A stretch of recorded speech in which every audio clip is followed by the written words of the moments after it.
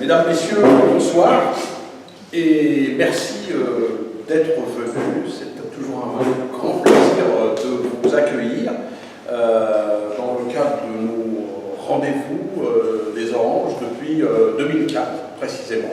Nous organisons régulièrement des conférences débats, des rencontres pour tenter de comprendre ce qu'il se passe, ou du moins déconstruire ce que l'on nous raconte, notamment les faiseurs d'opinion, comme on dit, et donc déconstruire un petit peu, voir ce qui se passe derrière le voile idéologique. Et donc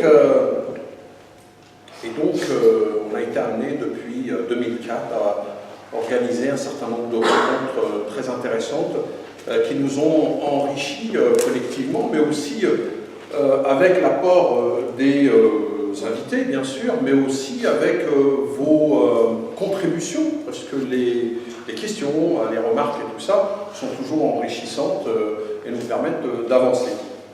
Alors, juste un petit mot pour les personnes qui viennent pour la première fois. C'est quoi les Oranges ? Donc les Oranges, c'est une association qui travaille sur les questions de la mémoire et de l'histoire, inlassablement depuis 2004, et malgré les difficultés, c'est pas facile, mais la question de résister dans la durée, c'est, en tout cas c'est là qu'on s'identifie nous. Hein. Et donc on a mené un certain nombre de combats qui ont eu des effets concrets dans l'espace public. Notamment à Nanterre, le premier, l'unique, l'inédit boulevard du 17 octobre 1961, auquel nous avons mené une longue bataille avec d'autres amis, d'autres associations et collectifs. Et c'est intéressant de voir que le long de la préfecture de Nanterre, il y a un boulevard qui s'appelle le boulevard du 17 octobre 61. Il n'est pas tombé du ciel, c'est vraiment le produit d'une lutte inlassable. Et donc, c'est arrivé et nous en sommes très heureux. La deuxième chose importante aussi, c'est l'inscription dans l'espace public d'un savant qui s'appelle Abdelmalek Sayad, pour lequel nous avons mené une grande lutte pour le sortir de l'ombre, déjà, et d'autre part de lui donner une consistance dans l'espace public. Et donc nous avons lutté pour qu'un collège s'appelle Abdelmalek Sayad, et nous avons obtenu, alors à l'époque ça a été très difficile, c'était M. Sarkozy qui était président du Conseil général des Hauts-de-Seine, et donc ce fut un combat difficile, mais nous l'avons mené. Et donc au bout du bout, nous avons obtenu un groupe scolaire qui s'appelle Abdelmalek Sayad et une rue qui s'appelle Abdelmalek Sayad à Nanterre, qui existe. Et donc, d'ailleurs, c'est une école très sympa, puisque c'est une école en plus un peu écologique, hein, je crois, parce qu'il y a des habitants. Voilà, là. Et puis, elle jonche une ville bourgeoise qui s'appelle Rueil, Malmaison. Et donc c'est aussi intéressant, c'est-à-dire qu'elle a été inscrite pas seulement dans un quartier comme ça, comme si on nous faisait un cadeau. Non, non, c'est intéressant que ce soit aussi dans un espace... voilà, donc c'est deux petites victoires, parce que de temps en temps on parle toujours de nos malheurs, mais il faut aussi parler des victoires. De temps en temps on a la lutte, la résistance, on obtient de temps en temps quelques victoires symboliques, et donc il faut le dire parce que pour les jeunes, ça leur remonte le moral. Sinon on leur dit nos parents ils se battent, ils n'obtiennent jamais rien. Donc autant ne pas se battre. Non, il faut toujours se battre. Et donc voilà. Alors, ce que je voulais vous dire simplement en introduction par rapport à ce qui nous fonde, c'est l'action. L'action. Mais l'action qui se conjugue avec la réflexion et donc l'idée de comprendre pour mieux agir. C'est pourquoi nous avons une stratégie d'alliance avec les chercheurs en sciences sociales, les artistes, les militants associatifs, et donc toute cette combinaison fait des choses, parce que nous faisons aussi du théâtre. Donc on a mis en place une pièce de théâtre qui s'appelle qui s'appelle toujours La Pomme et le couteau, qui raconte l'histoire du 17 octobre 1961. Et donc elle est aussi inédite. Et donc ça aussi c'est important. Et récemment, vous avez dû entendre parler dans la presse, ou en tout cas ceux qui sont un peu engagés, savent que notre combat pour la reconnaissance de l'autre 8 mai 1945, et donc nous avons mené un certain nombre de rassemblements, choses importantes, des vœux. Il y a aujourd'hui une vingtaine de villes qui ont fait des vœux pour la reconnaissance du 8 mai 1945, et donc voilà. Tout ça pour vous dire que le travail que nous faisons ne s'inscrit pas dans une dimension de plainte ou de misérabilisme. C'est un travail qui s'inscrit dans le cadre du combat pour la justice, l'égalité, la fraternité, et puis le droit d'être debout. Parce que le temps où on se courbait, le temps de la colonisation s'est terminé. Et donc aujourd'hui, il nous faut construire, co-construire ensemble des perspectives intéressantes. Alors, le sujet de ce soir, donc, nous avons d'abord nos deux invités. Je commence par ma droite. Donc, Ismane Chouder, j'avais eu l'angoisse de me planter dans son nom, c'est important, qui est donc formatrice dans une école de journalisme et qui a beaucoup travaillé sur les questions de l'islamophobie. On s'est rencontré d'ailleurs aussi à l'époque avec un monsieur qui venait souvent dans les Oranges, dans les années 2004-2005, qui s'appelait Vincent Gesser, qui a écrit un bouquin qui s'appelle La nouvelle islamophobie. Voilà. Et donc, Ismane Chouder, elle a écrit aussi un livre qui s'appelle Les filles voilées. Les filles voilées parlent. Voilà. Avec Pierre Thévagnan. Et donc, voilà, vous pouvez aussi trouver ce livre-là. Donc, à ma gauche, ce n'est pas un inconnu des Oranges, Olivier Lecourt Grand-Maison, donc historien qui travaille énormément sur la question coloniale. Un de ses derniers livres, parce qu'il en écrit tellement, c'est La République impériale.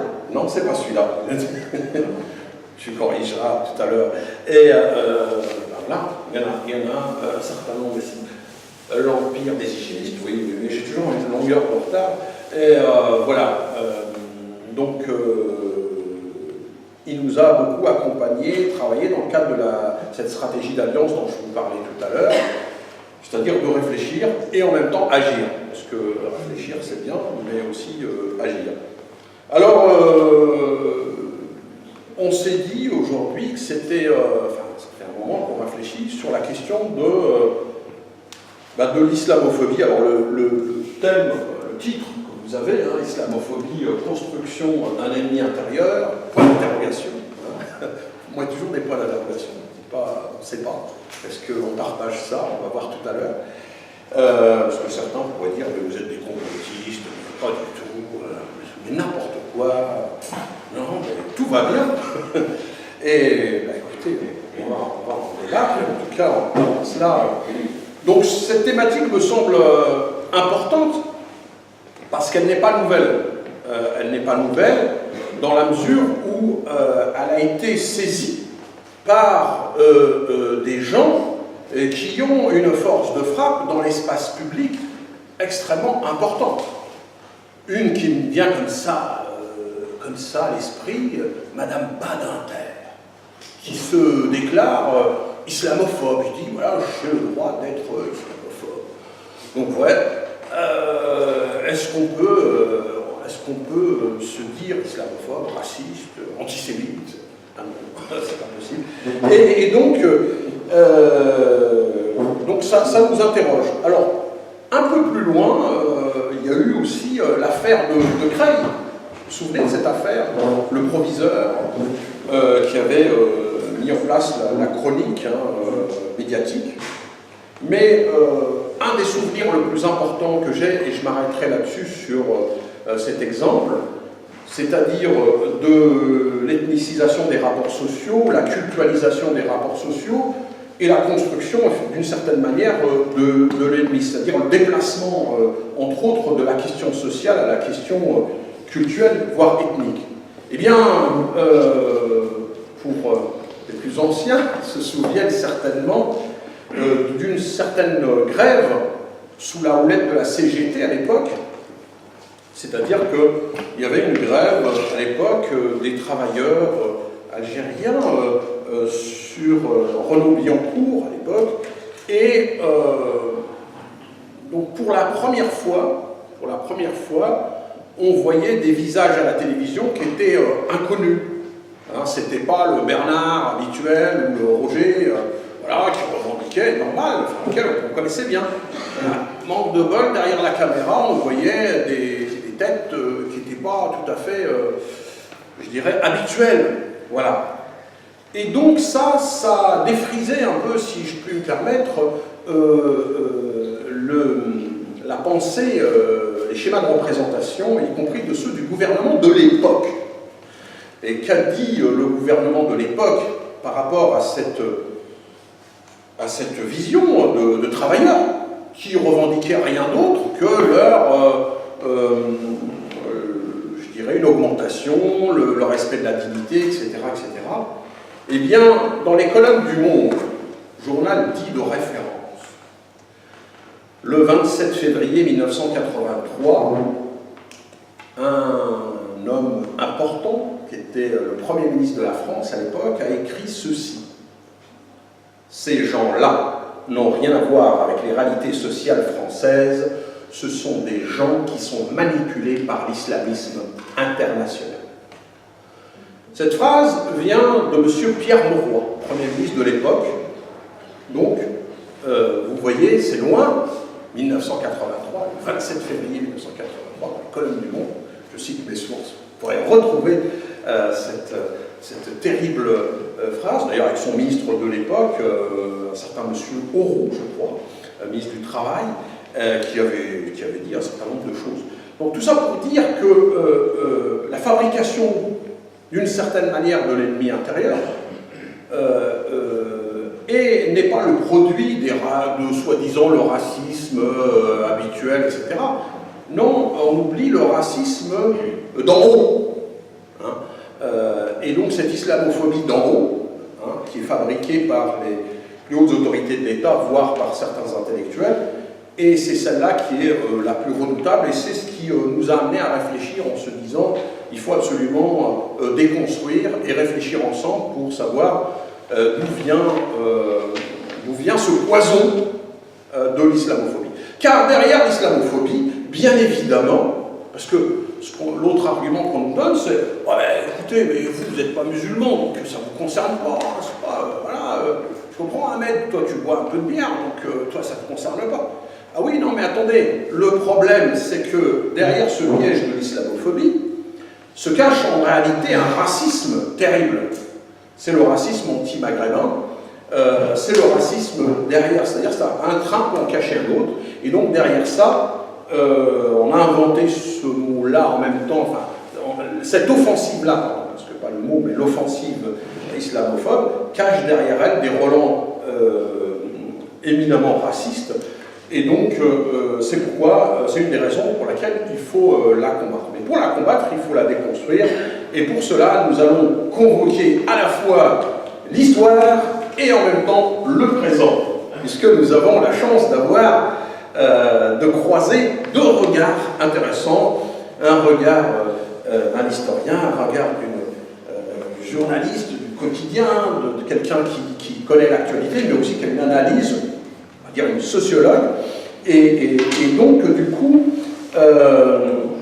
ça pourrait être intéressant de voir comment on peut croiser ça. Alors,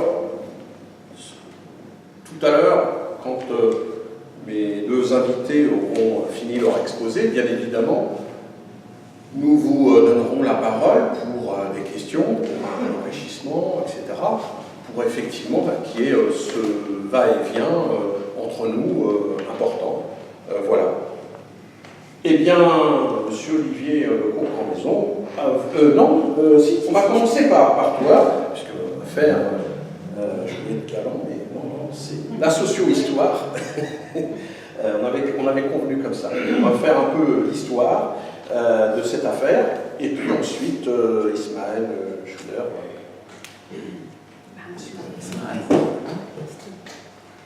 Ah oui, oui, oh, c'est très important, excusez-moi. Il y avait une troisième invitée avec nous, qui s'appelle Christine Delphi, et donc, malheureusement, pour des raisons personnelles, au dernier moment, elle n'a pas pu se joindre à nous, et donc, vraiment, ça va nous manquer, mais nous l'inviterons une autre fois, et voilà, donc elle est tout à fait excusée, bien évidemment. Merci, merci Mohamed pour cette initiative. Je m'excuse de violer les règles de sécurité élémentaires qui voudraient que Ismaël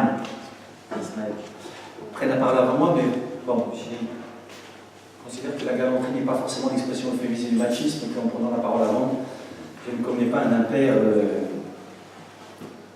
fondamental. Et par ailleurs, c'était simplement justifié par le fait que moi j'interviendrai sur deux éléments. Premièrement, essayer de réfléchir aux usages immédiatement contemporains, non pas du concept d'islamophobie, pas même de la catégorie, mais de ce grand mot creux utilisé par un certain nombre de personnes sur lesquelles je reviendrai, montrer qu'ils ne font que pérorer sur un sujet que globalement ils ignorent par omission, peut-être par paresse intellectuelle, et sans doute aussi beaucoup par volonté et désir de mener un combat idéologique en présentant des combats sous les atours évidemment avantageux de la réflexion prétendument philosophique, dans certains cas. Et j'essaierai de montrer que, en fait, l'islamophobie, le concept et la chose sont en fait, pour ce qui est de la France, relativement anciens et surgissent, c'est évidemment pas un hasard, pas tout à fait au terme, mais presque au terme de la construction impériale à la fin du 19e et au début du 20e siècle, en raison des particularités de l'empire colonial français. Alors, tout d'abord, sur le premier point, sur la catégorie d'islamophobie, ou, bon, je disais grand mot valise d'islamophobie, dont un certain nombre, ça a commencé au fond pour le dire en ces termes, puisqu'en fait, c'est l'anniversaire de la Révolution culturelle, par une sorte de bande des quatre, qui ont. Alors, cette bande des quatre, c'est évidemment, entre autres, Alain Finkielkraut, Éric Zemmour, Pascal Bruckner, Caroline Fourest, auquel s'est ajouté plus récemment Pierre-André Taguieff et beaucoup d'autres, parce que la liste est, hélas, terriblement longue. Leur thèse, qui est devenue une vérité médiatique. Et pas seulement une vérité médiatique, parce que cette thèse est lestée aussi du prestige, de l'aura intellectuelle de celles et ceux qui utilisent cette thèse.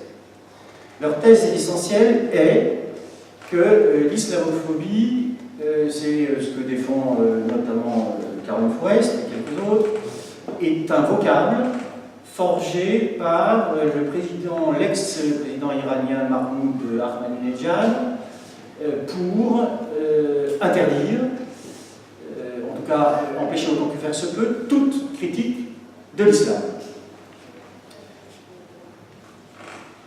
À quoi s'ajoute le fait qu'en imputant évidemment à celui-là, en particulier l'invention du terme, ils rendent le terme presque inutilisable, ou en tout cas lesté de toute une série de représentations et de connotations évidemment suprêmement négatives, dans la mesure où évidemment, enfin évidemment, pas évidemment, mais il se trouve que, effectivement, le président iranien à qui l'on impute l'invention du terme a par ailleurs organisé à Téhéran une réunion convoquant le banc et l'arrière-banc, et il se trouvait parmi eux des prétendus chercheurs français, du révisionnisme, voire du négationnisme, l'objectif étant de remettre en cause l'existence des chambres à gaz et l'existence de la dissolution des Juifs d'Europe. Et qu'évidemment, cette imputation, qui est là réelle, avait pour conséquence de rendre le terme islamophobie quasiment inutilisable. S'ajoute à cela, et là c'est plus inquiétant d'une certaine façon parce qu'il remet en cause, ou en tout cas il contrevient à des règles déontologiques de la profession qui est la sienne et qui devrait être observée, et en tant qu'universitaire, on demande aux étudiants qu'ils les observent effectivement. Je pense là à Jules Kepel, qui, dans un ouvrage récent, attribue l'invention du terme islamophobie, non pas seulement à l'ex-président iranien, mais aux frères musulmans dans les années 1920-1930 en Égypte. Je dis que c'est tout à fait singulier parce que autant Finkielkraut n'est plus depuis longtemps un philosophe, mais un vulgaire idéologue, vulgaire au sens intellectuel du terme.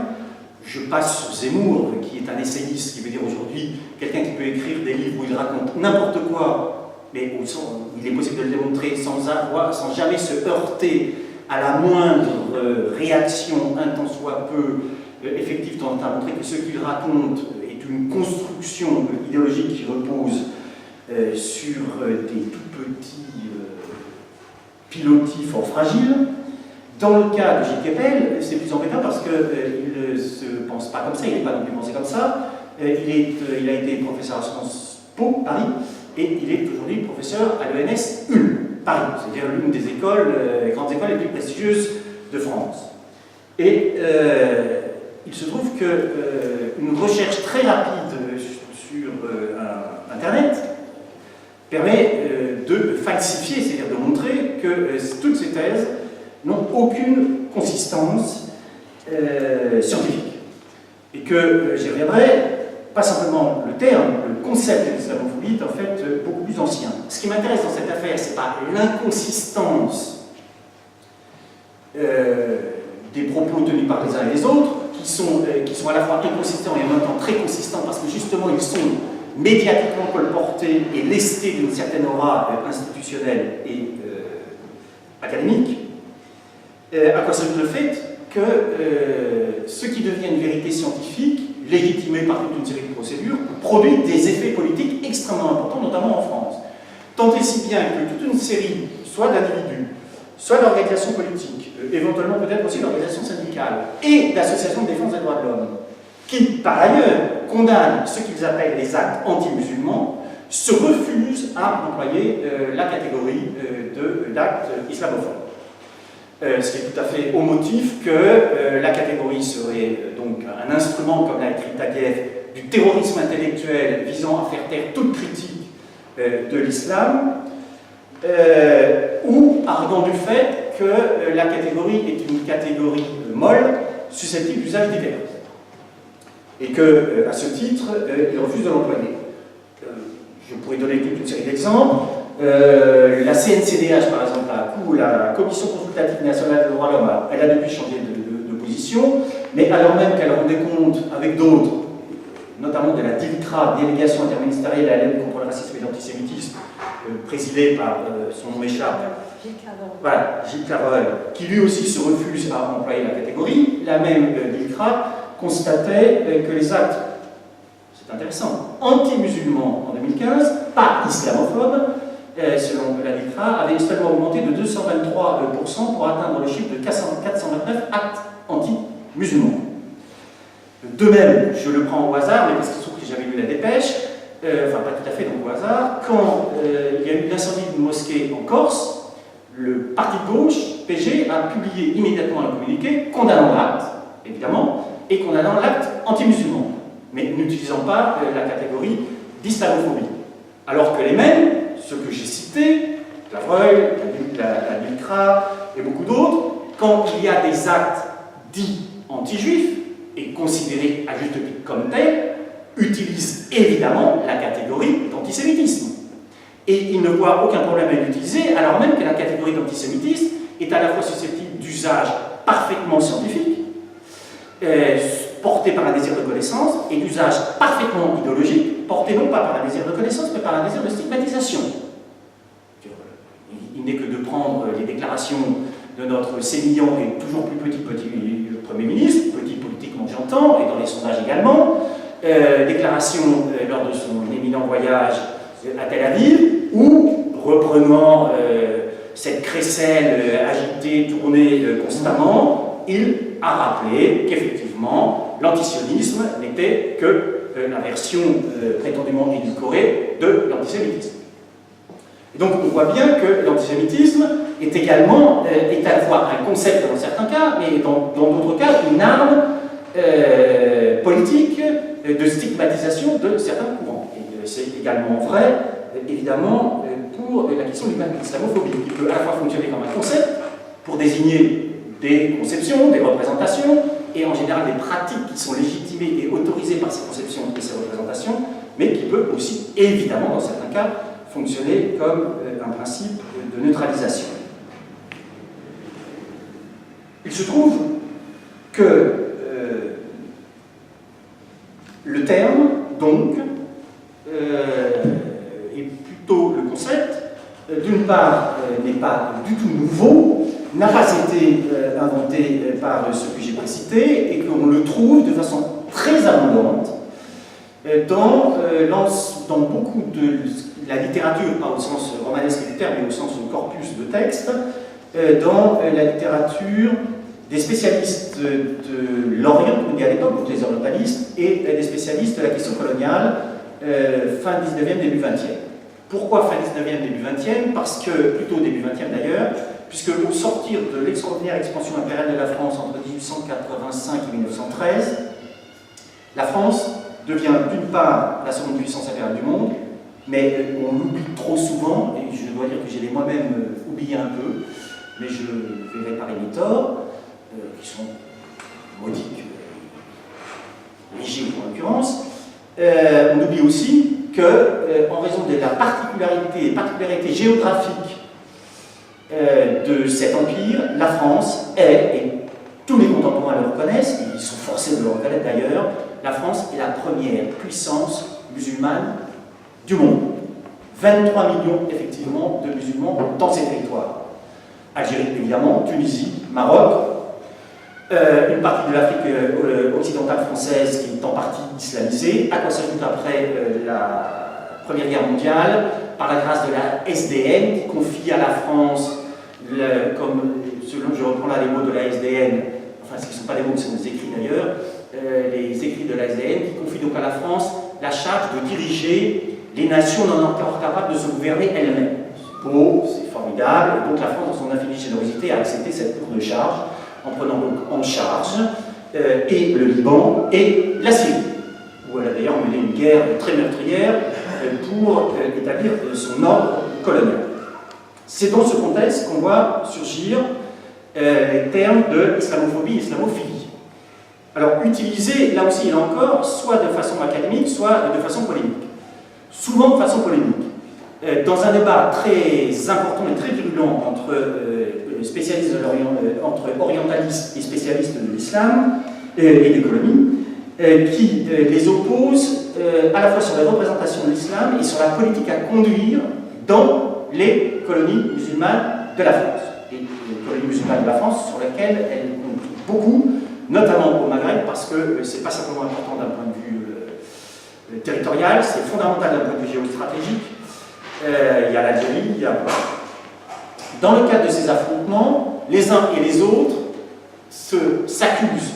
Alors, ceux qui sont partisans d'une politique réformée dénoncent l'islamophobie politique, et le terme et le syntagme est employé comme tel, dénoncent l'islamophobie politique de l'administration coloniale française, notamment en Algérie, et ils ne dénoncent pas simplement la politique, ils en dénoncent les effets catastrophiques sur, comme on lit à l'époque, les populations indigènes, en arguant du fait que cette politique islamophobe produit un effet politiquement catastrophique pour la stabilité de la domination coloniale française, c'est qu'elle contribue à dresser les dits musulmans stigmatisés, et qui ne sont pas seulement stigmatisés, mais qui sont discriminés et entre autres empêchés de se rendre au pèlerinage de la Mecque, que cette politique contribue à les dresser contre les autorités coloniales algériennes et plus largement contre la métropole.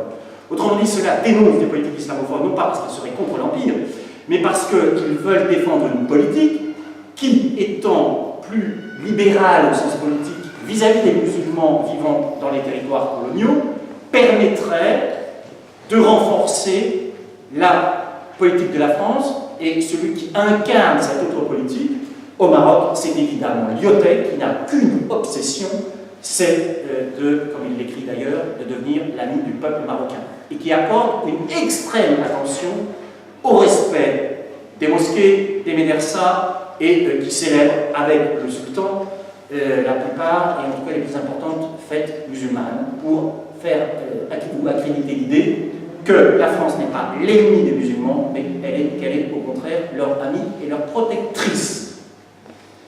Pour des visées qui, encore une fois, n'ont pas pour objectif de favoriser l'accession du Maroc à l'indépendance, c'est exactement l'inverse. Pour des visées politiques qui ont au contraire pour objectif de permettre la pacification du Maroc. A contrario, ceux qui contestent ces orientations politiques accusent, notamment Lyotet et quelques autres, d'islamophilie. Au motif qu'il serait naïf vis-à-vis du péril international que représente, comme on le dit à l'époque, l'islamisme. Alors je précise qu'à l'époque, le terme islamisme, dans la langue coloniale, ne désigne pas certains courants politiques et radicaux de l'islam, désigne l'islam dans sa totalité. L'islamisme a été un terme forgé pour faire pendant au christianisme et pour faire pendant au judaïsme. Et donc, on ne vise pas une catégorie des courants spécifiques de l'islam, il vise l'islam dans sa totalité.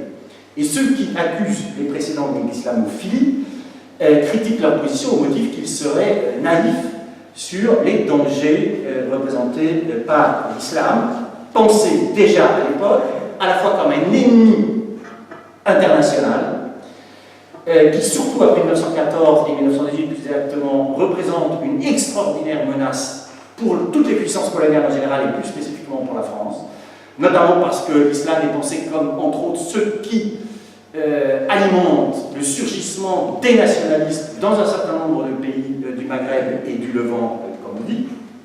Et je montrerai, si j'ai le temps, comment cette perception de l'islam et des musulmans comme menace extérieure extrêmement importante a évidemment aussi une conséquence dans la perception de l'islam et des musulmans présents en France, c'est-à-dire des émirats nord-africains présents pendant l'entre-deux-guerres. Alors, par ailleurs, la catégorie islamophobie est utilisée là dans le champ académique, entre autres par un orientaliste et peintre français qui se convertit à l'islam et qui cherche à forger une sorte de typologie des islamophobies. Et typologie des islamophobies, puisque Dinet, c'est son nom, distingue ce qu'il appelle une islamophobie pseudo-scientifique, celle des orientalistes, en tout cas de l'essentiel des orientalistes, à qui il fait un sort assez joyeux, en montrant l'inanité de la plupart de leur conception, et en précisant, j'y reviendrai parce que c'est très important, que cette islamophobie pseudo-scientifique est une islamophobie élitaire, c'est-à-dire forgée par les têtes pensantes de la Troisième République. J'y reviendrai et j'en donnerai un exemple particulièrement éclairant. Et par ailleurs, le même distingue une islamophobie cléricale, dont les origines sont évidemment beaucoup plus anciennes, se trouvent évidemment dans le christianisme, et dont les représentants présents sont, et il les dénonce comme tels, la hiérarchie catholique en France et ces glorieux missionnaires et pères blancs dans l'Empire, chargés évidemment de christianiser les indigènes attardés et en les christianisant, bien sûr, de les faire accéder non pas seulement à une religion supérieure, mais évidemment à une civilisation à nulle autre pareille, c'est-à-dire la civilisation chrétienne et européenne et occidentale. Ça va de soi, mais ça va mieux en le disant, dans un contexte où les mêmes considèrent, bien sûr, que l'islam est une religion inférieure et que la civilisation qu'elle a portée est également évidemment inférieure et qu'elle n'est pas simplement inférieure, mais qu'elle est également extrêmement dangereuse. C'est sur cette islamophobie pseudo-scientifique et savante, élitaire, que je voudrais poursuivre en montrant qu'elle a joué un rôle absolument essentiel dans la construction donc, de l'islam comme ennemi, comme menace, essentiel au progrès. En général, au progrès de la raison, des sciences et des techniques en particulier, certains disant évidemment à l'émancipation féminine. Bon, pour y revenir dans le débat, c'est assez drôle de la part d'hommes de la Troisième République qui n'ont jamais milité, pas même lors du Front populaire, d'ailleurs, soit dit en passant, puisqu'on célèbre le 80e anniversaire du Front, qui n'ont jamais milité pour le droit de vote des femmes. Enfin bref, passons. Donc, islamophobie élitaire. Je vais vous faire la citation, je vous dirai de qui elle est après. Alors, nonobstant quelques éléments de langage, enfin, pas éléments de langage, quelques termes qui permettent, hélas, parce que la surprise est moins grande, de situer à peu près le texte, bon. Celui-là écrit. C'est pas un discours prononcé dans la chaleur d'un meeting où l'orateur se serait laissé emporter par ses passions, par la chaude ambiance du meeting, et se serait laissé aller à quelques écarts langagiers et intellectuels. Bon. C'est une conférence prononcée en la très prestigieuse Sorbonne. Pareil, la Sorbonne. Toute personne un peu instruite des choses de notre temps voit clairement l'infériorité actuelle des pays musulmans, la décadence des États gouvernés par l'islam, la nullité intellectuelle des races qui tiennent uniquement de cette religion leur culture et leur éducation. Tous ceux qui ont été en Orient sont frappés de ce qu'a de fatalement borné l'esprit d'un vrai croyant, de cette espèce de cercle de fer qui entoure sa tête, la rend absolument fermée à la science, incapable de ne rien en prendre, ni de s'ouvrir à aucune idée nouvelle. Bon, en matière de texte islamophobe, bon, je veux dire, tous les items sont présents, il n'y a pas besoin de commenter très longuement, ça me paraît assez clair. Encore qu'on pourrait le commenter assez longuement pour montrer ses origines et montrer également les suites du dit texte.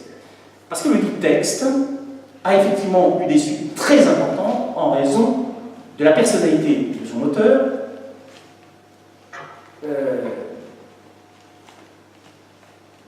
grand professeur au Collège de France, c'est-à-dire le nec plus ultra de la science française, puisque celui-là n'est autre que Ernest Renan. Grand intellectuel également, pensé à juste titre d'ailleurs, comme ayant contribué très fortement à poser les fondements philosophiques, politiques de la Troisième République, et en tout cas républicain notoire et patent. Évidemment, sa qualité de professeur du Collège de France a conféré à cette conférence un prestige et l'a lesté d'un poids académique et intellectuel extrêmement important, ce qui permet de comprendre que cette islamophobie élitaire a eu des conséquences très importantes d'un point de vue horizontal en affectant énormément d'autres disciplines, l'histoire, la géographie, la psychologie des peuples, et d'une certaine façon verticale en contribuant, puisqu'il s'agit d'une islamophobie élitaire et savante, en contribuant effectivement à légitimer le développement éventuel d'une islamophobie populaire, qui est d'autant plus légitime, cette islamophobie populaire, que justement, elle ne se pense pas et elle n'est pas pensée comme l'expression du préjugé et de l'opinion, mais qu'elle est pensée comme l'expression de la science. Exemple, évidemment, référence, Renan. Ce texte va effectivement avoir une influence très grande pendant toute l'entre-deux-guerres et sans doute aussi en partie à l'époque de l'après-guerre, sur lequel je vais continuer et en partie terminer. Période de l'après-guerre marquée effectivement par une double rupture qui est une rupture à la fois historique, politique et académique. L'après-seconde guerre mondiale, pardon, si la chose n'était pas claire. Cette après-seconde guerre mondiale marquée par une triple rupture historique, politique et académique, et cette triple rupture, elle est évidemment liée à la destruction des Juifs d'Europe et évidemment au fait que désormais le recours à la catégorie de race devient dans le champ académique quasiment impossible, à peine pour celui qui l'emploie, pour celle qui l'emploie, d'être radicalement discrédité. Autre chose dans le champ politique, mais impossible dans le champ académique, d'autant plus que quelques années plus tard, je vais conclure, Claude Lévi-Strauss publie ce livre essentiel, Race et Histoire, dans lequel il fait justement un sort à la catégorie de race. Tant et si bien que, après 1945, dans le champ académique, la variable raciale tombe, si je puis dire, des études au profit de la variable religieuse. Exemple, dans un texte qui, là aussi, est un texte important parce qu'il est rédigé par Raphaël Sauvy, père fondateur de la démographie française, père fondateur et président de l'Institut national des études démographiques, futur professeur au Collège de France, et Robert Debré, père fondateur de la pédiatrie française, à qui la République reconnaissante a donné le nom à un certain nombre d'hôpitaux. Il publie en 1946 un ouvrage qui s'appelle Des Français pour la France, publié dans une maison d'édition qui, comme dirait Bourdieu, cumule les capitaux intellectuels et symboliques les plus importants, puisqu'il s'agit de la maison d'édition Gallimard, un ouvrage qui s'appelle Des Français pour la France. Dans cet ouvrage, il s'inquiète, entre autres, de la possibilité accordée désormais aux Français musulmans d'Algérie, comme on l'écrit après 1947 dans la littérature officielle de la 4e République, pourtant République laïque, cherchez l'erreur. Il s'inquiète donc de l'arrivée massive en métropole des Français musulmans d'Algérie. Et ce qui les inquiète, ce n'est pas tellement les caractéristiques ethnico-raciales de cela, ce qui les inquiète, c'est et leur religion et les conséquences de cette religion sur leur comportement. Et c'est évidemment la conclusion à laquelle ils arrivent, le fait que ceux-là sont réputés, à cause de leur religion, comme inassimilables, très difficilement assimilables, dans les 12 eaux de la République qui vient d'être rétablie. Et ils écrivent, je cite, « Les Maghrébins posent des problèmes, mais ces problèmes proviennent, c'est là que commence la citation, beaucoup moins d'une différence de race que de civilisation. » Et ils ajoutent, « La cause de cette situation, c'est, je cite encore, l'islam qui rend la fusion des populations difficile, et, ajoute-t-il, sans doute peu souhaitable, puisqu'on constate, c'est là que se poursuit la citation, que les résultats obtenus sont déplorables tant pour la santé publique que pour la moralité générale.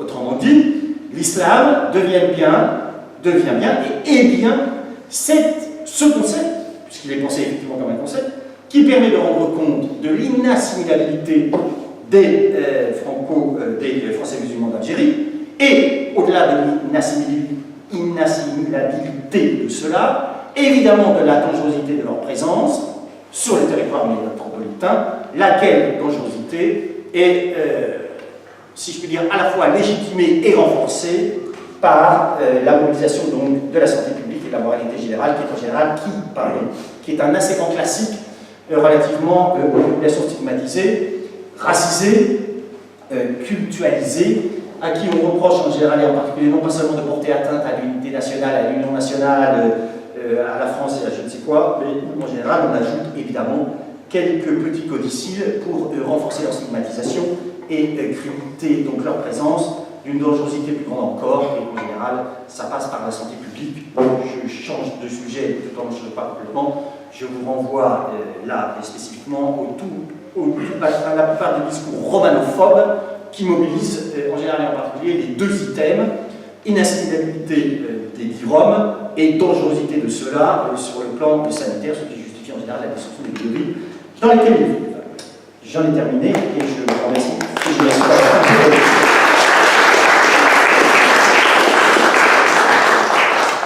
Merci Olivier pour ce détour socio-historique qui nous permet de prendre de la distance et de comprendre les enjeux et de voir aussi qu'il y a aussi les gens d'en haut, ce Ernest Renan du Collège de France, qui effectivement a une voix forte et qui a des effets dans cette scientificité prétendue. Alors, Isman Schubert, avec vous, on va aussi aborder cette question de l'ennemi intérieur a des effets. Tout ce dont on parle là, c'est pas seulement un travail intellectuel, etc. Ça a des effets violents. C'est-à-dire que l'islamophobie tue. L'islamophobie a des effets d'humiliation, de privation de travail, de placardisation, de stigmatisation, d'humiliation concrète dans la vie des gens et qui, dans une démocratie, quand même, ça pose question. Merci. Bonsoir à toutes et tous. Donc d'abord, je commencerai par remercier Mohamed des Oranges pour cette invitation sur une thématique et je suis d'autant plus heureuse d'y intervenir aux côtés d'Olivier et tristement de déplorer l'absence de Christine qui sur ces questions aurait eu beaucoup à dire. Et donc c'est pour ça que je me permets de renvoyer à ses écrits, notamment 2 livres, un universalisme si particulier et classé dominé qui sont les autres. Parce que nous sommes au cœur de ces questions, de la construction. Alors, un de ses premiers livres aussi majestueux, c'est l'ennemi principal, la figure de l'ennemi principal. Et quand on parle d'ennemi intérieur, nous sommes au cœur aussi de la construction, tantôt du bouc émissaire, tantôt de l'ennemi principal. Donc voilà. Alors, je voudrais d'abord dire, alors merci infiniment Olivier aussi d'avoir balisé le terrain d'un point de vue socio-historique. Parce que c'est éminemment important, parce que l'islamophobie ne naît pas de rien, ne naît pas d'absence d'histoire et ne naît pas surtout dans un temps court. Il faut remonter à minima à l'histoire coloniale pour en saisir les mécanismes encore prégnants actuellement. Et j'y reviendrai dans mon déroulé. Je voudrais d'abord commencer juste par dire, d'un point de vue terminologique, le mot islamophobie, en quoi ça renvoie. Et donc je m'appuierai d'abord sur une définition qui n'émane pas de moi, mais que je reprends à mon compte, parce qu'indépendamment de la polémique sémantique, ce qui m'importe, comme tu l'as dit Mohamed, ce sont les effets. Qu'est-ce que ça fait l'islamophobie concrètement dans le quotidien de millions de personnes? Et permettez-moi là de revêtir ma casquette féministe, notamment à l'endroit des femmes musulmanes, qui portent la marque de l'infamie. Je cite évidemment les islamophobes. J'aimerais donc d'entrée de jeu dire quelque chose qui est actuellement en France, à minima depuis une trentaine d'années, l'historien me corrigera, me précisera, que nous assistons à une certaine façon de penser et de poser les problèmes sociaux en France. Et cette façon de les penser et de les poser vise à les dépolitiser pour les culturaliser, confessionnaliser. La liste là est ouverte. Et cette façon d'ethniciser les questions sociales et les problèmes sociaux, les inégalités sociales dans ce pays, sert à quelque chose, sert à dépolitiser les revendications légitimes de celles et ceux qui subissent les discriminations, les stigmatisations et ce racisme plein et entier qu'est l'islamophobie. Et ça sert à quoi quand on dépolitise les questions sociales? Ça sert évidemment à identifier ou à qualifier de communautariste toute demande qui, de la part de ces populations, sera jugée trop politique. Et là, on entre évidemment dans des stratégies de diversion qui font qu'au lieu de traiter des questions qui font sens, qui se posent à l'immense majorité, voire totalité de nos concitoyens dans ce pays, autrement dit la question sociale, on la permute et on l'évacue sous forme de distraction qui fait que finalement on emmène tout le monde à se polariser sur des questions identitaires. Et quand on parle d'identitaire, vous savez ce que ça fait. Ça fait vous, nous, eux et nous, ça fait avec moi ou contre moi, ça fait d'accord ou pas d'accord. Nous passons en mode binaire, en mode manichéen. Et là, nous sommes précisément au cœur de la défaite de la pensée et de ce que nous pouvons toutes et toutes, en tant que concitoyens et concitoyennes, construire. Et c'est pour ça, juste une anecdote, je vais à Nuit debout depuis quelques semaines, et c'est hallucinant parce qu'à Nuit debout, je ne suis pas perçue comme une voilée, comme une musulmane. Je suis perçue comme une citoyenne qui vient, qui se tient aux côtés d'autres citoyens et citoyennes, et qui luttent ensemble et qui résistent ensemble contre un ordre établi profondément injuste. Et c'est précisément une des stratégies je vous dirai de ce gouvernement, mais après tout, il y a un continuum là aussi, pour séparer ceux et celles qui ont intérêt à être ensemble pour résister. Deuxième point aussi introductif, j'avais aussi envie de vous interpeller, de nous faire nous questionner sur le fait que quand on est dans des rapports de domination, dans des rapports inégalitaires, le dominant n'a jamais intérêt à ce qu'il existe un mot qui qualifie l'oppression vécue par les opprimés. Et précisément quand on parle d'islamophobie, nous sommes au cœur de cette question. Parce que celles et ceux qui sont à même de documenter, de dire, de renseigner sur l'oppression qu'elles vivent ou qu'ils vivent, c'est précisément les victimes de racisme et ici les victimes d'islamophobie.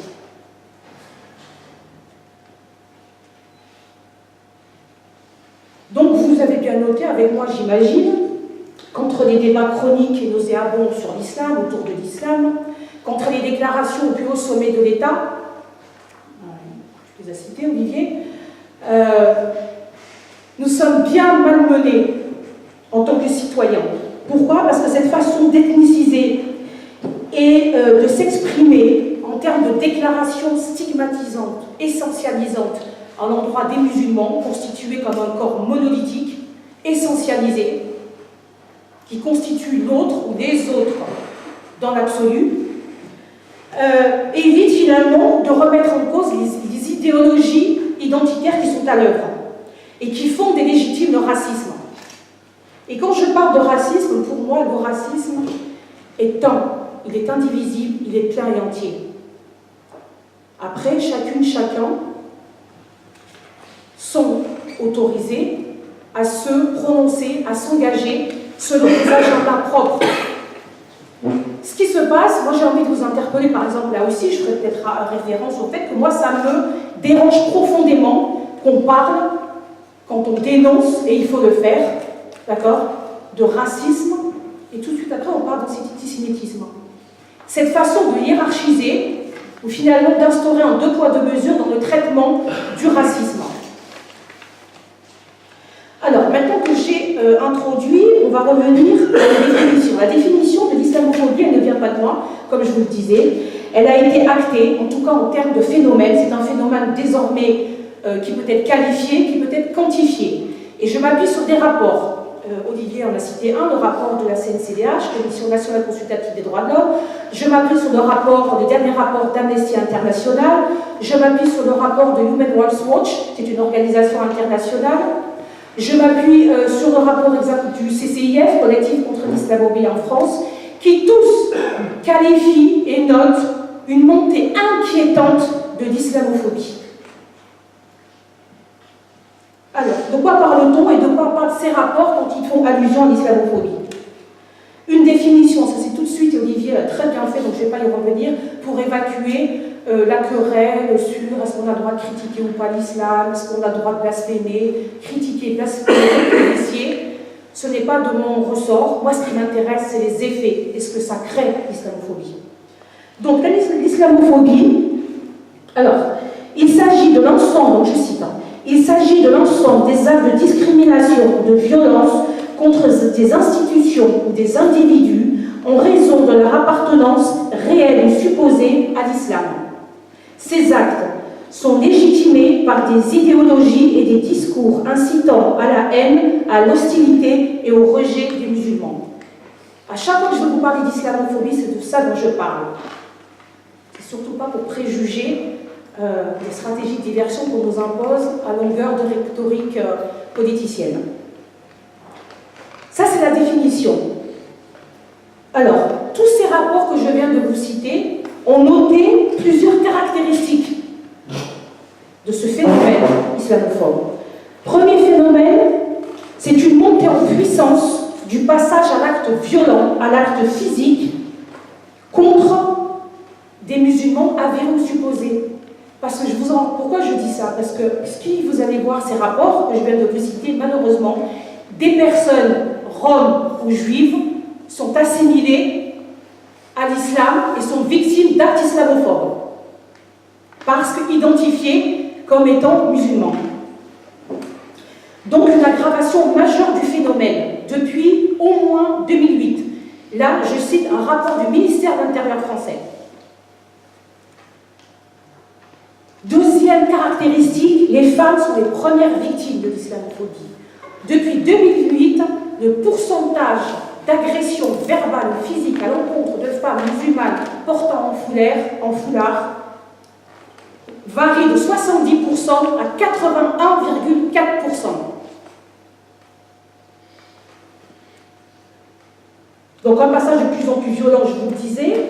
Maintenant, qu'est-ce qui caractérise aussi l'islamophobie dans ces manifestations? Alors, il existe une multitude de formes d'expression de rejet d'une population. Alors, par exemple, dans l'espace public, ce sont des discours sur Internet, où les sites ne sont jamais poursuivis, ou s'ils le sont, ne sont jamais condamnés, ou s'ils le sont condamnés de manière tout à fait symbolique.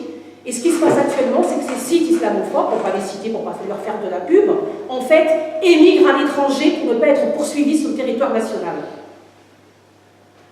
Donc des articles, évidemment, on a parlé de la part d'éminents, pourtant, pour lesquels j'avais un grand respect quand j'étais adolescente et que je n'avais pas vraiment de conscience politique. L'image négative et inquiétante aussi, relayée, alors du musulman potentiellement tout le temps terroriste, ou islamiste, ou radicaliste, ou djihadiste, ou intégriste, ou extrémiste, et il y en a des listes, la liste n'est pas exhaustive. L'image aussi inquiétante d'une présence musulmane, et là nous sommes dans ce fameux continuum colonial, construite en fait comme arriérée, dangereuse, inassimilable, parce que justement porteuse de valeurs ou de non-valeurs inassimilables, incompatibles. Alors là, la logorée rhétorique, avec la République, avec l'identité nationale, avec nos valeurs égalité homme-femme. C'est vrai que ce pays et tous nos politiques sont des féministes en puissance. Il suffit de voir la configuration de l'Assemblée nationale, 567 députés, 17% de femmes. Ensuite, ce sont les... Alors, ça c'est dans l'espace public. Maintenant, en termes de pratiques discriminatoires auxquelles sont confrontés des individus, musulmans, avérés ou supposés, parce que nous avons des statistiques de juifs et de roms qui ont été identifiés en tant que musulmans. Je ne sais pas par quel tour de passe-passe. Dans leur vie sociale. Là aussi, dans la vie sociale, cette discrimination touche de manière prépondérante les femmes musulmanes qui portent un foulard. Et d'ailleurs, alors là, je vais arriver à tout ce qui est... Donc, il y a un corps d'exception qui est constitué. Ce sont les musulmans de ce pays. Moi, j'ai toujours grandi avec l'idée que la loi était la règle commune et était censée me protéger. Là aussi, j'ai grandi, j'ai maturé d'un point de vue politique, et j'ai découvert avec d'autres, avec mes aînés, que la loi est éminemment politique. Quand elle va dans le sens des dominants, elle convient. Quand elle peut servir de recours aux dominés, aux opprimés, on s'arrange toujours pour la changer. Et là, en l'occurrence, le processus législatif qui est à l'œuvre depuis maintenant, à minima, depuis, alors on part à Creil, bon, peut-être à Creil, après en 1994, à Circulaire Bérou, mais vraiment l'accélération qui a été opérée, c'est vraiment 2004 avec la loi du 15 mars 2015 sur les sites. Alors, on est entre nous, entre gens de bonne foi, sincères, ouverts, on ne va pas se voiler la face, sans jeu de mots. Et moi, cette loi, je ne l'appelle jamais loi contre les signes religieux à l'école. Parce que dès le départ du sein de la commission Stasi, je l'appelle comme les sages l'ont nommé, loi contre le foulard. Et donc, cette logorée, en fait, de propositions législatives pour produire un droit législatif d'exception à l'encontre de certaines populations, loi donc contre les signes religieux à l'école, circulaire Châtel, proposition, alors là même monsieur, notre Premier ministre fait du zèle en la matière, puisque chaque année en fait on renonce à une loi contre les signes religieux, on ne peut pas, pardonnez-moi, sur le foulard à l'université, et chaque année en fait comme il est frustré, il revient à l'attaque. Loi discrimination aussi, alors c'est pour vous dire ça, il y a des discriminations qui sont complètement légales, puisqu'on fait des entorses à la loi, y compris à la loi de 1905, c'est parce que la loi de 1905 ne permettait pas d'exclure des jeunes filles de l'école qu'il a bien fallu la loi de 2004.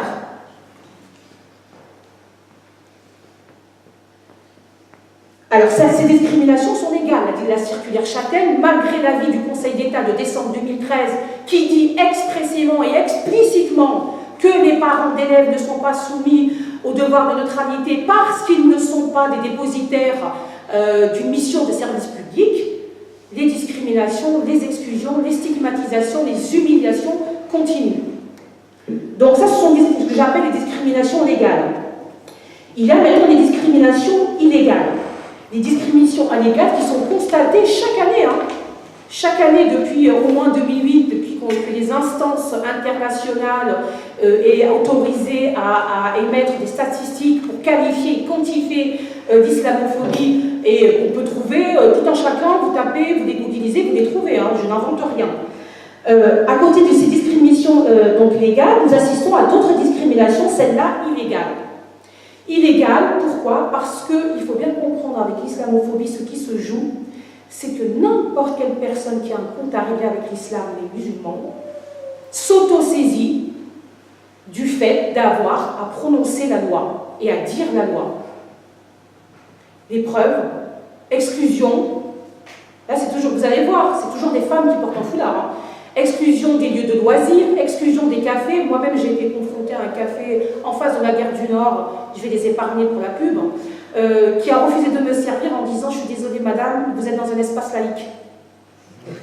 Ah oui, mais c'est véridique, c'est vrai. Ça pourrait être anecdotique, sauf que démultiplier, ça fait système. L'islamophobie, sa caractéristique principale, c'est un racisme systémique, structurel et d'en haut, qui est produit au plus haut sommet de l'État. On ne naît pas, moi je suis persuadée que mes concitoyens ne sont pas islamophobes dans l'âme. Ils le sont devenus parce qu'à force de les matraquer, à force de construire les musulmans comme une menace de l'intérieur, comme un ennemi principal, même moi j'ai peur quand je regarde les informations. J'ai peur de moi-même en plus. Ah, mais c'est vous dire, parce qu'il vaut mieux trouver les ressources pour continuer justement à s'engager aux côtés de toutes les personnes de bonne volonté, des vrais antiracistes, des vrais droits de l'hommistes qui ne font pas et qui ne jouent pas du deux poids deux mesures. Donc, les cafés, les espaces publics, alors à l'université aussi, il y a des tentatives de personnes zélées en fait, qui lisent la loi à l'aune de leur arbitraire personnel et qui s'autorisent à s'empêcher, par exemple, de délivrer des cours à des étudiants parce que dans l'amphithéâtre, une étudiante porte un foulard. Donc voilà. Autre caractéristique, je vous le disais, l'islamophobie est d'abord institutionnelle. Dans les statistiques relevées de cas de discrimination directe, pas indirecte, directe, à des individus identifiés comme musulmans avérés ou supposés, les principaux discriminants, à 75% des cas, sont des agents des services publics. Là aussi, extrapolation ou lecture à leur sauce de la loi en fait. Pourquoi est-ce que je vous dis ça? Parce que comment on construit en fait, comment on construit et comment on livre à la vindicte populaire des populations qui sont justement maintenant regardées comme des populations dangereuses.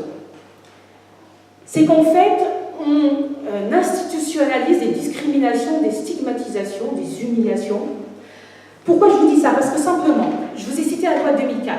Si on va en 2003, et j'étais moi-même enseignante à cette époque-là, à aucun moment le corps enseignant n'a réclamé de loi pour gérer les difficultés dues à quelques cas sporadiques sur tout le temps. Il ne faut pas se voiler la face, là aussi il existe évidemment des difficultés, des cas où il y a des cristallisations, des tensions.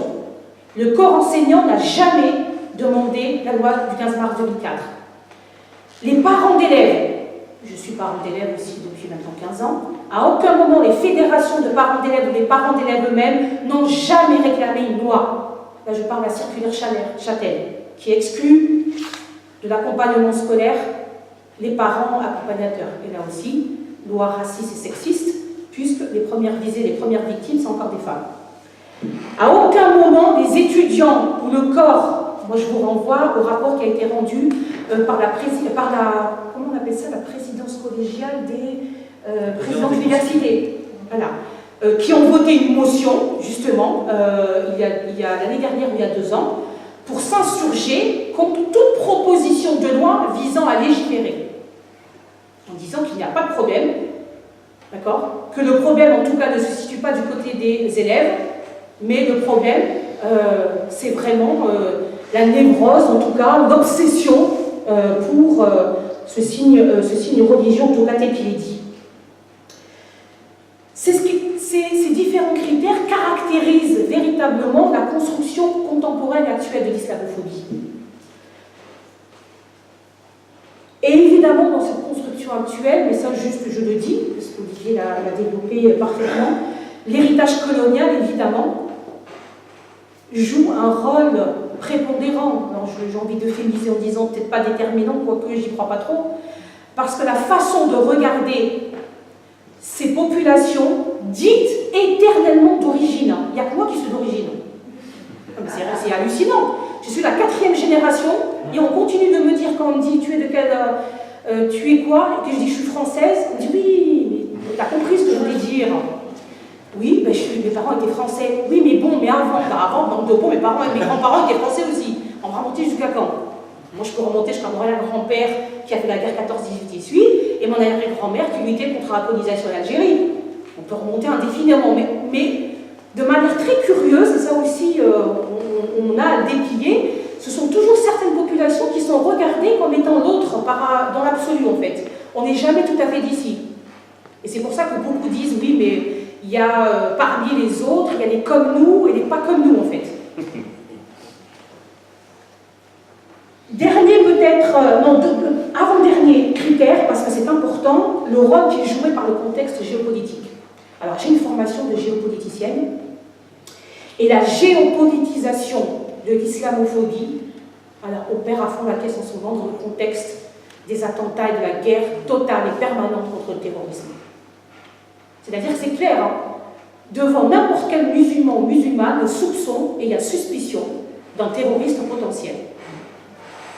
Ça, c'est quelque chose d'établi et contre lequel nous devons tous et toutes lutter. Parce que le fait de demander à une musulmane ou un musulman avéré, supposé, ça se voit pas, je veux dire, moi ça se voit, c'est pas ma faute, mais il y a des musulmans, ça se voit pas qu'ils sont musulmans. Mais le fait de leur demander à chaque fois de se justifier, de se désolidariser de tout acte commis au nom de l'islam est un des critères, un des paramètres de l'islamophobie contemporaine. Et surtout depuis les terribles attentats de Charlie et du 13 novembre. Donc le contexte géopolitique, en fait, il sert à dire aussi, à créer l'amalgame entre l'islam pratiqué par vous et moi, celles et ceux ici qui se réclament de l'islam, évidemment. On risque de me dire que je cherche à islamiser. Alors, juste un chiffre par rapport à ça, où on voit là, cette géopolitisation de cette idéologie pour mieux asservir celles et ceux qui sont identifiés comme étant musulmans. Il y a un rapport d'Europol. Vous connaissez tous et toutes Europol? Il y a un rapport d'Europol de 2013. D'accord? Alors, qui dit que dans l'ensemble des attentats préparés, fomentés, réussis ou ratés, la part des attentats dits islamistes, tous les mots sont importants dans la phrase, hein, la part des attentats dits islamistes ne dépasse jamais, je vous donne en 1000. Hein? Lui, qui dit 2%. 2%. Et pourtant, qu'est-ce qu'on en fait? Mais 2%, c'est déjà trop. Je suis bien d'accord. Ce que je veux mettre en évidence en vous citant ce chiffre, c'est de mettre en évidence le décalage entre la construction d'un problème musulman, qui est devenu un problème public, et la réalité. Ça, c'est déterminant. Et enfin, un des critères qui me tenait à cœur de développer, c'est ce que je m'avance à dire avec d'autres, la nature consensuelle de l'islamophobie. S'il y a un racisme qui est le mieux partagé sur tous les l'échiquier politiques, de l'extrême droite à l'extrême gauche, c'est l'islamophobie. Alors, quand je dis ça, tout de suite, je pondère en disant que je ne veux pas être caricatural ni schématique. Je dis simplement que le fait et ça je parle de ma propre expérience, le fait d'être convoqué à chaque fois à avoir des positions dialogantes face à des actes, des crimes islamophobes, relève d'une logique raciste. Et que ça, je l'ai entendu, je ne connais pas beaucoup de gens d'extrême droite, mais je l'ai entendu, on va dire, je l'ai entendu de la droite jusqu'à mes amis, puisqu'évidemment, de par mes engagements, je suis plus située sur l'échiquier de gauche que ce soit celui du centre de droite, je l'ai entendu, y compris chez des amis militants, qui m'expliquent, mais tu sais, oui, mais il faut comprendre. On a peur de l'islam, il faut avoir des positions dialogantes, il faut expliciter, il faut... sauf que notre Premier ministre a dit que chercher à expliquer, c'était cautionner. Donc ça aussi, moi aussi, je m'en prévaux quand ça peut m'arranger. Donc le fait d'exiger des victimes, parce que là aussi, ce qu'on nous renvoie de manière quasi systématique, ah oui, mais voilà, mais vous êtes dans la victimisation. C'est vrai que quelqu'un qui se prend un camion de plein fouet, je ne sais pas ce que c'est à part d'être une victime au premier abord. Après, si vous voulez, on va discuter. Mais la première chose sur les questions d'islamophobie, c'est de dénoncer. C'est de dénoncer et c'est de condamner. Et là, nous sommes encore loin du compte. Maintenant, et heureusement, sur tous les l'échiquier, il y a une prise en compte de l'islamophobie de la part de militants, de la part de partenaires syndicaux, de la part d'amis aussi engagés dans des partis politiques. Pourquoi? Parce qu'arrivé un moment, avec le débat sur l'identité nationale, avec le débat maintenant sur la guerre totale et permanente, on est en train de nous vendre une société de la peur.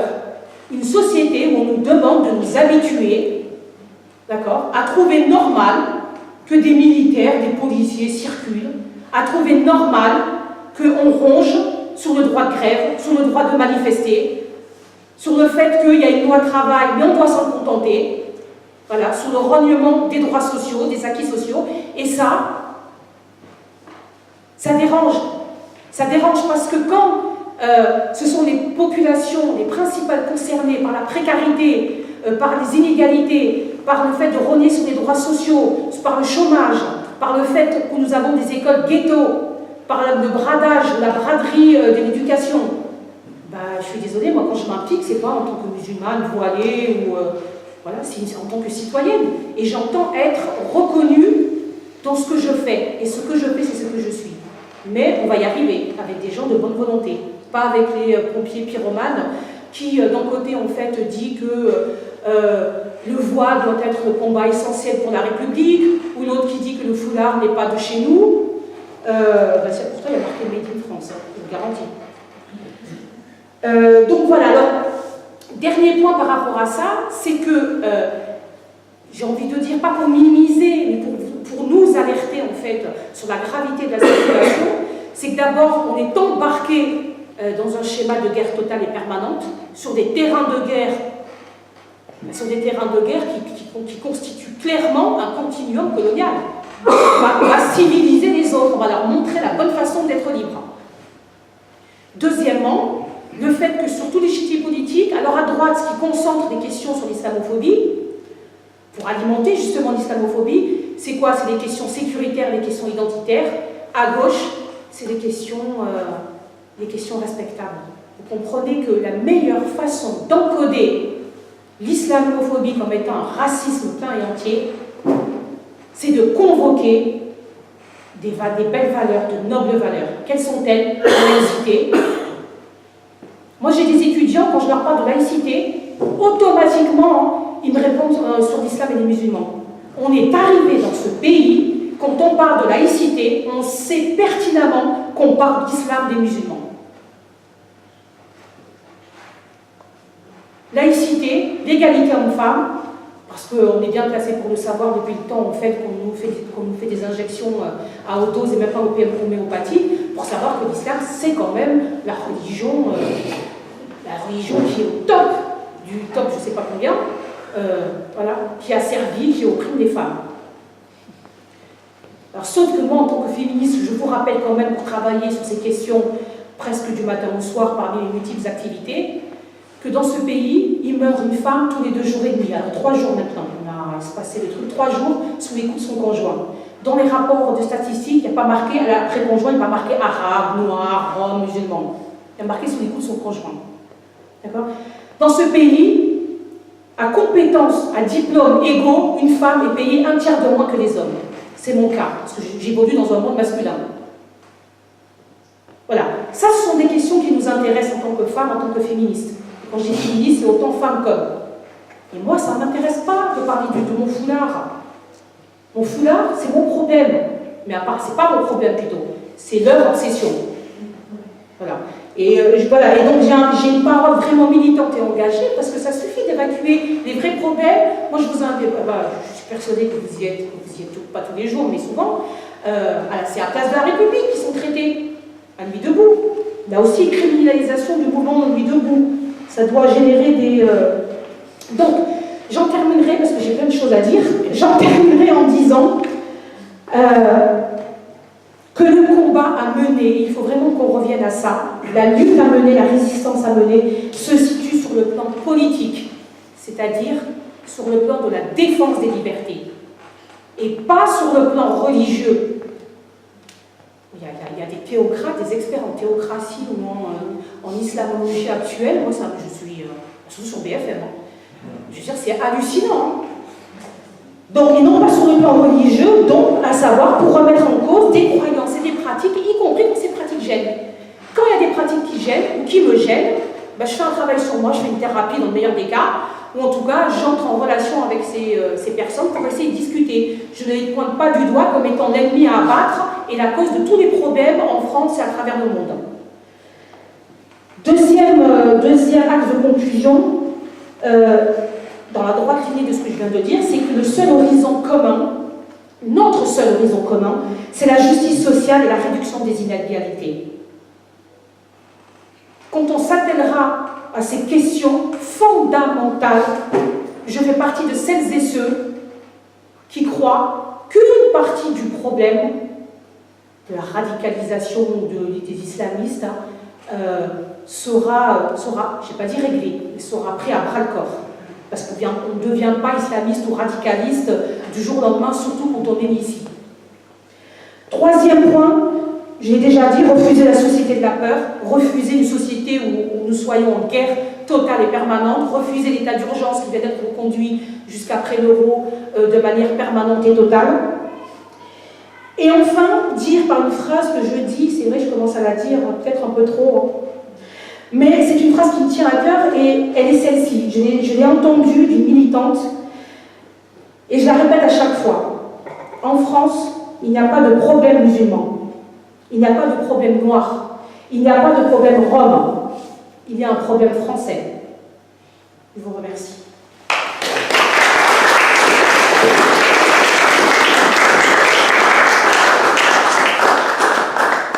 Merci beaucoup, Ismaël Chouder, de cet éclaircissement très concret. On voit les choses très concrètement.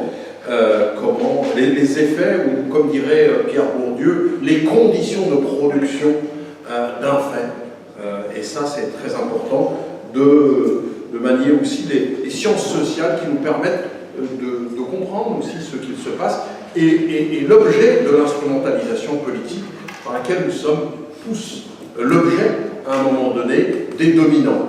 Et appelons-les comme ils doivent être appelés, parce qu'un chat, c'est un chat. Et puis d'avoir aussi, tous les deux, apporté la question du système. Parce que souvent, on nous ramène sur « Oh, mais les gens sont méchants, sont racistes ». Mais non, ils sont le produit d'une machine, en même temps, qui les rend, d'une certaine manière, comme malheureusement, ils deviennent. Et donc ça, c'est important. Il suffit de regarder certaines chaînes en boucle, là, on va pas faire de pub, hein, certainement pas, mais ces chaînes abêtissantes tous les jours, où ils vous emmènent des spécialistes. Alors, on vient en direct de Peshawar, tiens, dans la banlieue machin, il y a aussi, etc., etc. Et donc tout cela, ça fait des effets qui fait que même des voisins commencent à vous regarder. En fait, tu serais pas... Ouais, non, on a été à l'école ensemble, tu ne te souviens pas. J'ai même bossé sur toi. Et donc, voilà, je crois que c'est important. Alors, chose dite, chose promise, voilà. Nous allons passer maintenant aux questions. Juste une petite chose, c'est qu'à droite, ici, il y a des livres. Pour continuer ce dialogue, c'est important aussi de se nourrir. Hein. Il y a le livre Coloniser, exterminer, la République impériale, l'Empire des hygiénistes, et aussi le Code de l'indigénat, qui est là, et que vous pourrez évidemment continuer à lire à la maison, c'est important. Je voulais vous dire aussi une autre chose très importante.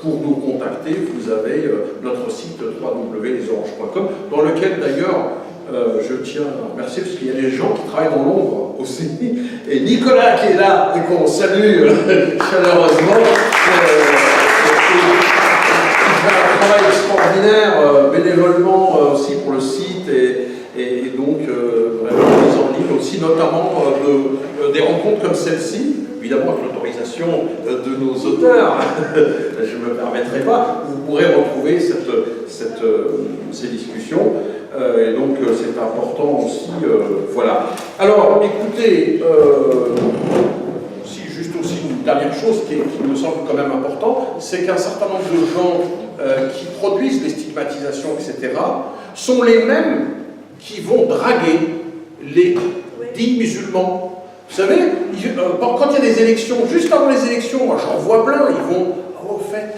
tu pourrais pas nous organiser un truc, petite conférence, un débat, ça va bien, on viendrait bien. » Et donc, partout, et de tous bords.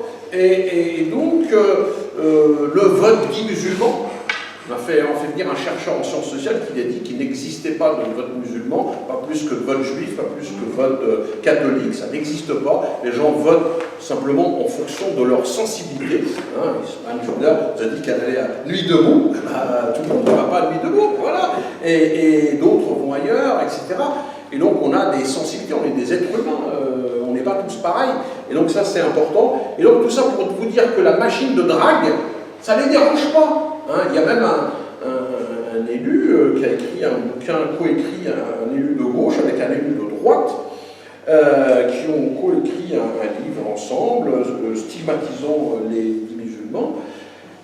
Et alors qu'à Vénissieux, le mec, je ne cite pas toujours pas son nom, mais vous aurez deviné, le député de Vénissieux, hein, eh bien, quand on fait des recherches, on s'est aperçu qu'il a dragué, mais alors de manière ostentatoire, les musulmans, les dits musulmans, parce que finalement, c'est du délire tout ça, parce que comment on peut qualifier les votants en musulmans.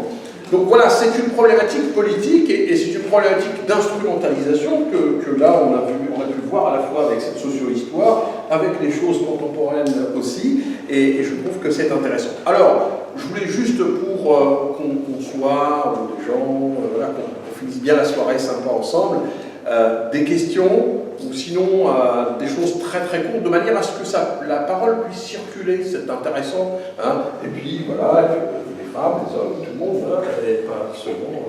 Voilà, ok, qui veut la parole? Alors, Jacques. Bonsoir, bon, les deux exposés ont été passionnants, j'ai rien à redire, sauf un tout petit point, et c'est un détail sur l'empire colonial français qui était le plus musulman. Je pense qu'avec le Pakistan, avec le Kenya, le Tanganyika, etc., l'empire britannique était sans doute un peu plus musulman que l'empire français, et même sans doute avec l'Indonésie, l'empire hollandais, néerlandais, devait l'être aussi pas mal. Bon, ça c'est un détail, ça ne change rien, les exposés étaient passionnants. Sauf qu'il y a un point qui n'a pas du tout été abordé, à mon avis c'est une lacune, c'est la question de l'athéisme.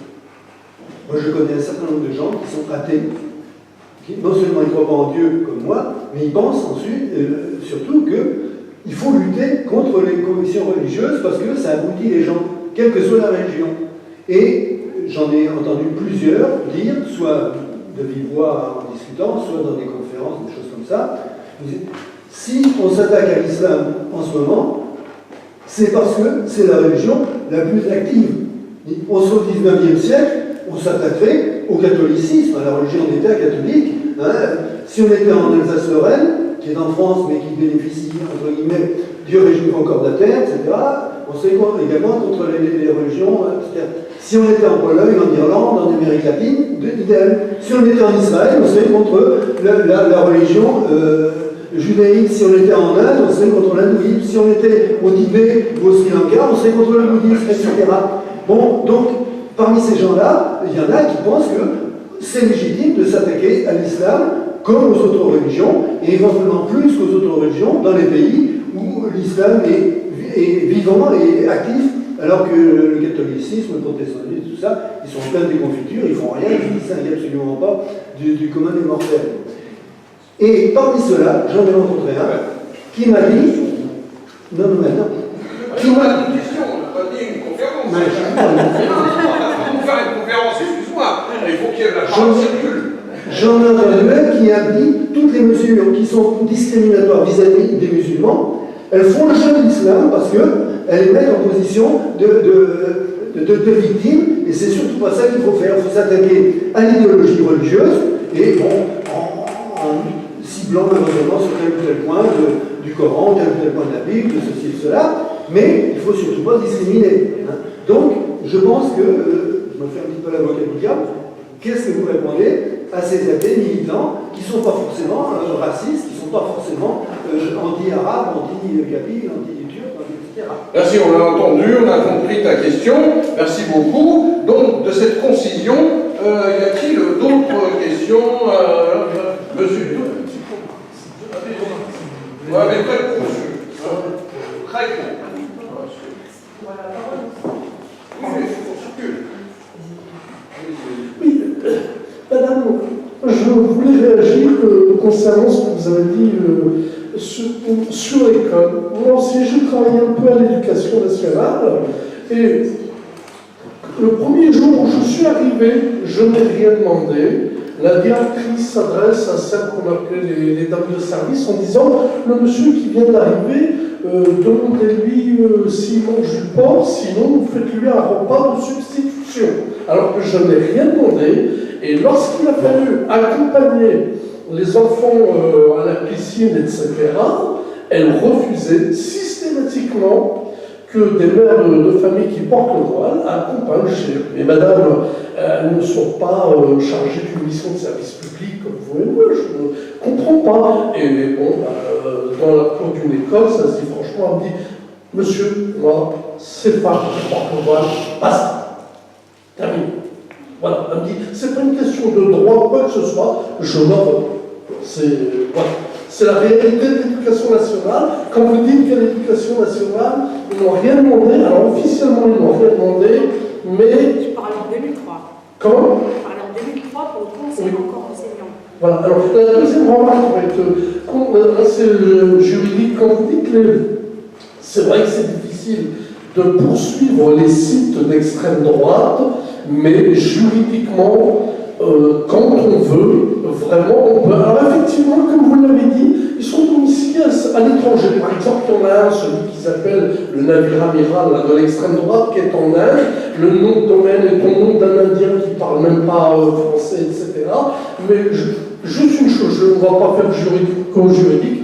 Lorsque celui qui tient réellement le site a fait un article dégueulasse sur Pierre Berger, la police est parti voir directement sur ordre du procureur de Nanterre, parce qu'il habite les Hauts-de-Seine, le personnage en question, a débarqué, et il n'a pas voulu donner les clés pour que la police rentre chez lui, procéder à une perquisition. Ils ont défoncé la porte, et ils ont pris tout le matériel informatique pour essayer de trouver des éléments à charge contre lui. Mais sauf que c'était Pierre Berger qui déposait plainte. Merci, monsieur. Madame, vous aviez... Très bien. Monsieur... Bonjour, Thierry Levis. Moi, j'aime bien les débats comme ça, c'est bien de parler, de constats, c'est bien. Mais quand il y a une stigmatisation, comme la dernière fois, qui t'est adressée à toi, à l'association des Oranges, et qu'il y a une personne d'extrême droite, de la droite infinie, qui te stigmatise, qui ne cautionne pas le fait que tu commémores sur la place de l'hôtel de ville, bon, tu ne réponds pas, tu leur t'es visé. Moi, je te le dis, je sais bien, je ne dis jamais rien derrière. Tu parles de stigmatisation, tu es le premier stigmatisé, tu ne réponds pas. Moi, je suis obligé de répondre. Moi, je suis plutôt français, donc malgré que je sois un peu algérien. Mais non, mais je parle de stigmatisation. J'aimerais savoir pourquoi quand tu te fais stigmatiser comme ça ici par une élue parlementaire, tu dis rien. Tu laisses passer. Ok. Bon, je pense qu'on est là. Non, mais il s'agit d'une dame qui, en effet, était contre la commémoration de l'autre 8 mai 1945 que nous avions organisée et qui considérait qu'elle était en désaccord avec l'initiative que nous avons eue. Donc moi, je n'ai pas pour projet de répondre à tous les gens qui ne sont pas d'accord avec en désaccord. C'est une dame qui s'inscrit dans une posture réactionnaire et historiquement marquée, donc je n'ai pas à lui répondre. Voilà, sinon j'en finirai pas. Mais non, mais Maurice, non. Il faut affronter les gens en face. Oui, il faut affronter les gens. Ok.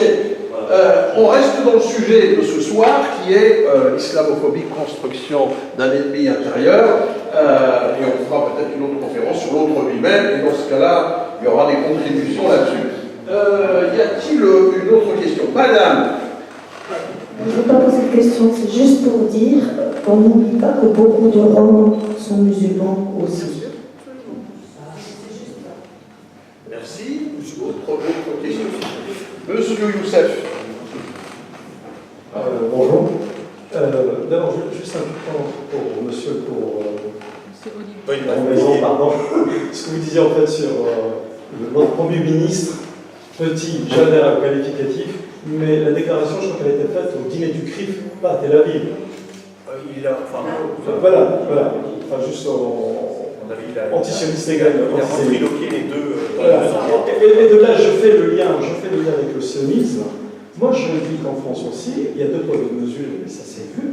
Quand il y a un acte antisémite qui se passe, la réaction, elle est très rapide, extrêmement rapide. Et quand il s'agit d'un cas anti-musulman ou islamophobe, rien ne se passe. Et ça, je vous pose la question en fait, quels sont les moyens pour aller plus loin? Parce que j'ai remarqué que les représentants de l'islam ou des musulmans en France, ils sont très petits. Alors vraiment trop petits. Il y a eu deux déclarations extraordinaires de Roger Zuckerman. Une fois à l'élection, plutôt à l'arrivée au deuxième tour de Jean-Marie Le Pen, il disait maintenant c'est un avertissement musulman de France. Ça c'est tellement gros qu'il fallait justement le traduire en justice. Et la deuxième, elle date à peine une année, où Boubacar, il a fait un petit quelque chose, il y avait l'intervention de Hollande et tout s'est remis dans l'ordre. Et moi je dis, sincèrement, si ça continue comme ça, on n'en finira pas. Il y aura toujours des cas d'islamophobie et des anti-musulmans. Voilà. Merci. Thank you. Merci pour cet éclaircissement. D'autres. Je veux frustrer personne. Même si j'ai un rôle difficile. Je m'excuse, je n'ai pas pu assister à la totalité de l'intervention de M. Droizan. Et il y a juste un point sur lequel je voudrais rebondir. Effectivement, je souscris à la définition de l'islamophobie, mais telle qu'elle a été faite, j'ai l'impression que ça reste un peu dans le cadre générique, vous voyez.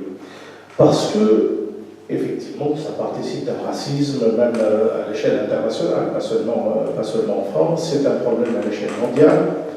Mais ce problème à l'échelle mondiale, il n'est pas seulement dû à l'apparition en France maintenant de citoyens français de façon massive qui sont d'origine musulmane ou musulmans ou avec la barbe ou bien le foulard. C'est à l'échelle mondiale. Il y a bel et bien l'apparition de partis politiques islamistes à l'échelle mondiale, chose qui n'existait pas il y a un siècle. Les partis politiques qui étaient étaient plutôt nationalistes, indépendantistes, etc. Bon. Mais face à ça, moi je voudrais juste mettre un point. Il est un droit et un devoir à toute personne humaine, à l'échelle universelle, que de critiquer un parti islamiste. Quand dans une région, dans une ville, dans un quartier, il y ait un parti politique qui dit le parti de la Oumma, parti politique de la Oumma dans un cadre républicain, je m'excuse, il y a le droit à la critique. Et j'estime que c'est une légitimité incontestable. Et ça, pardon. sur ce point, même du point de vue, là je reste très large, du point de vue de la pensée musulmane classique, parce qu'il ne s'agit pas que de religion, l'islam c'est pas une religion, c'est d'abord une civilisation, c'est d'abord une philosophie, c'est une pensée, c'est une période de l'histoire de l'humanité, c'est pas seulement, moi je ne réduis pas ce qui est dit d'ailleurs même le terme islam. Mais un des grands penseurs disait la chose suivante, quand une chose, il parlait à propos de ce qui est dit dans le Coran, quand une chose paraît plus ou moins ésotérique, c'est-à-dire qu'il y a un sens plus ou moins caché, eh bien écoutez, faites plutôt confiance à l'interprétation scientifique, c'est-à-dire à ce que la science, au jour J, à l'instant T0, permet d'expliquer. C'est là la recherche de la vérité, c'est là la voie vers la vérité. C'est Ibn Rushd Averroès qui disait ça. Alors, moi je l'applique aussi, et malheureusement, c'est pas. Moi je ne me sens pas vraiment satisfait du fait d'écarter le droit aussi à la critique, y compris de ce qu'est l'islamisme aujourd'hui. Je parle bien du projet politique comme tel. Et j'estime que c'est une légitimité que de le combattre même, parce que c'est politique, et que ça peut être fait par des musulmans ou par des non-musulmans. Merci monsieur, on a compris votre point de vue. En tout cas, le droit à la critique à un parti politique, je pense que on est tous d'accord sur le fait que, quel que soit le parti, il est critiquable dans des positions. Après, je crois que le sujet d'aujourd'hui, c'est surtout la question de la stigmatisation des musulmans. D'autres questions, remarques? Bien, monsieur. Vous pouvez y avoir des dames, monsieur. Oui. Bonsoir. Oui, juste une remarque. Depuis tout à l'heure, on assiste à une certaine victimisation à travers les discours de madame et le vôtre. Effectivement, le thème, c'est l'islamophobie. En fait, il veut dire la peur de l'islam. Et cet islam, il a un livre. Et donc, ces gens-là qui ont peur de l'islam, est-ce qu'ils connaissent ce livre-là? C'est la première chose. La deuxième chose, c'est une réponse au monsieur de tout à l'heure qui parlait de critique envers l'islam. L'islam accepte la critique, l'islam accepte le débat, mais l'islam n'accepte pas les caricatures danoises. L'islam n'accepte pas l'insulte. On peut être athée, mais il y a le respect de la religion. À travers cette religion, il y a des milliards d'êtres humains qui croient en un idéal. Et l'islam, c'est un beau livre, c'est un idéal. Et donc, il exige du respect. La France, certes, c'est un pays laïque, mais il y a quand même des choses à respecter et à méditer. Et pour lire ou pour parler de quelque chose, d'un sujet, il faut le connaître. Quand je parle des Misérables, c'est que j'ai lu Victor Hugo. Quand je parle des combats des socialistes, j'ai lu Jean Jaurès, etc., etc. Le livre saint, le Coran, n'échappe pas à cette règle. Merci. Merci, monsieur. Une autre personne, monsieur. Bonsoir tout le monde. Juste une petite question en fait pour si quelqu'un peut y répondre. En fait, je pense que d'abord c'est un peu notre faute aussi, nous les musulmans, parce que l'islamophobie, ça concerne les musulmans. Et actuellement, quand je regarde, j'ai pas l'impression de voir beaucoup de musulmans. Donc, qu'est-ce que c'est de notre faute ou pas? Vraiment, on devrait agir, réagir comme c'est personne là-bas. Non? J'ai pas compris. Tu peux reformuler? Alors j'avais pensé.